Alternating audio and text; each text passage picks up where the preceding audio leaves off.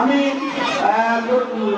হাফেজ সন্তানগুলোর পিতাদেরকে স্টেজে আসার জন্য দাবার হওয়ার জন্য বিশেষভাবে আহ্বান করতেছি। এদিকে দাবার করলো আপনি বুঝতেছেন না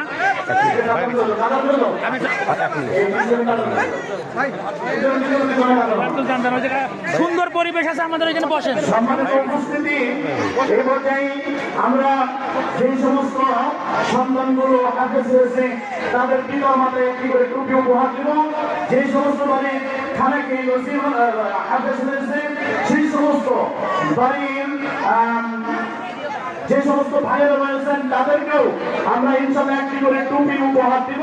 পাশাপাশি আমি আজকের এই প্রোগ্রামে হাফেজ ছাত্রদের টুপি পাগড়ি যে ভাই উপহার হিসাবে প্রতি বছর দিয়ে থাকেন, তিনার নাম মোহাম্মদ আব্দুর রহমান ভাই। সেই আব্দুর রহমান ভাইকে আমাদের স্টেজে আসার জন্য বিশেষভাবে আহ্বান করা হলো। আল্লাহ তাআলা যেন কবুলের মঞ্জুর করেন। ভাই, এই দৃশ্যগুলো আমরা একটু দেখার জন্য চেষ্টা করি। আমাদের সখীরা ছোট ছোট গুণাগুলোকে আল্লাহ তাআলা মাফ করবেন। এই সন্তানগুলোর জন্য দোয়া করবেন।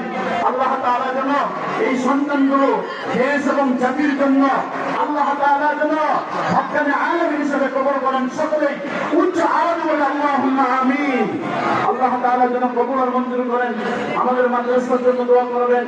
আমাদের এই মাদ্রাসাকে যেন আল্লাহ তাআলা আমাদের সকলের নাজাতের জন্য কবুল মঞ্জুর করেন।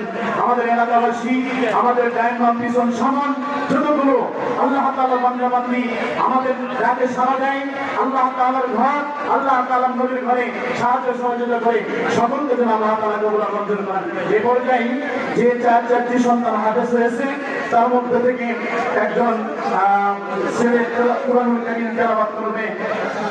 তার নাম হলো হাফেজ মোহাম্মদ শাহবন। হাফেজ মোহাম্মদ শাহবন। আসসালামু আলাইকুম ওয়া রাহমাতুল্লাহি ওয়া বারাকাতুহু।